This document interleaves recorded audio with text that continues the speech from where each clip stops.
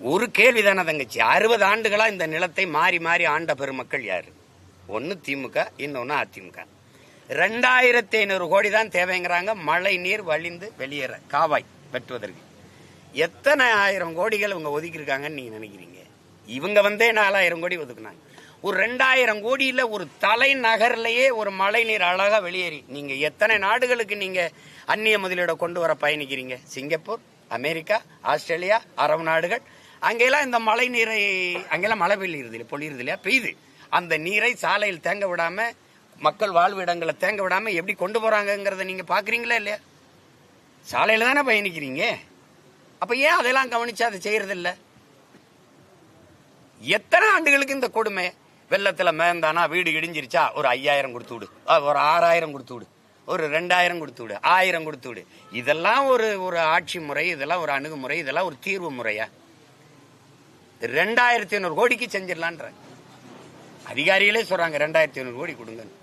மக்களை பேரன்பு கொண்டு காதலிக்கணும். இதெல்லாம் ஒரு சாதாரண அடிப்படை கட்டமைப்பு. இது நீரின்றி அமையாது உலகன்னு சொன்னவனுக்கு நீ வள்ளுவர் கோட்டம்னு ஒண்ணு கட்டி வச்சிருக்க. எங்க ஏரிய தூத்துட்டு, ஏரியாவுக்கு பேர் என்ன? லேக் ஏரியா. இங்க ஏரி இருந்தது எங்கன்னு கேட்டா அங்கிட்டு போறியாங்கிற நீ. அப்ப ஏரிய தூத்துப்பிட்டு கட்டியிருக்க. இது ஆக்கிரமிப்பு. இதை இடின்னு சொல்ற நீதிமன்றங்கள் எல்லாமே ஏரியில கட்டியிருக்கு. யார் என்கிட்ட பேசுவா? இப்ப நான் கூட ஒரு வழக்கு தொடுக்க போறேன்.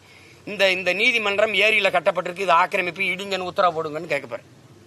திருவள்ளூர்ல ஒரு நீதிமன்றம் இருக்கு தங்கச்சி, அது ஏரியில கட்டப்பட்டிருக்கு. மதுரையில உயர் நீதிமன்ற கிளை இருக்கு, அது ஏரியில கட்டப்பட்டிருக்கு. எப்படி? எம்எம்டிஏ காலனி இருக்குல்ல, எம்எம்டிஏ குடியிருப்பு, எதுல கட்டப்பட்டிருக்கு? அரசு அலுவலகங்கள் அத்தனையும் ஏரியில கட்டப்பட்டிருக்கு, நீர் தேக்கங்கள்ல கட்டப்பட்டிருக்கு, பள்ளிக்கரணையில குப்பை கொட்டப்படுது. இதெல்லாம் அப்புறம் தண்ணி தேங்கிருக்கு. நீ நீர் தேங்குற இடத்துல, நீர் ஓடுற இடத்துல நீ வீடை கட்டிடுவ, அப்புறம் அது வீட்டுக்குள்ள தானே வரும். தம்பி உதயநிதியே போடுறாப்ல, இது வரும் ஆண்டுதோறும் இந்த பிரச்சனை இருக்க, இந்த சிக்கலை தீர்க்க முடியல, ஒழிக்க முடியாது. ஒழிக்க ஒரே வழிதான், உங்களை ஒழிச்சிடறதா ஒரே வழி. வேற இடம் எப்படி ஒழிக்க முடியும்? ஒரு 5 ஆண்டு என்கிட்ட ஆட்சியை கொடுங்க. இந்த மாதிரி நீர் தேங்குதுன்னா என்ன சொல்லுங்க, இறங்கி போயிடுறேன். ஆட்சி எடுக்க சார், என்னால் முடியலங்க, மன்னிச்சுக்கிறேங்க. வேக வேகமா தோண்டிங்க. ஆட்சிக்கு வந்தோன்னா 4000 கோடி ஒப்பந்தம்ன்றீங்க. தோண்டினீங்க சும்மா சொல்லல, தோண்டினீங்க. என்ன பண்ணீங்க? ராத்திரியில் நாங்கள் தூங்கும்போது மூடிட்டு போயிட்டீங்க. எங்க அந்த காவாயெல்லாம் என்ன? இதெல்லாம் கொடுமை தங்கச்சி.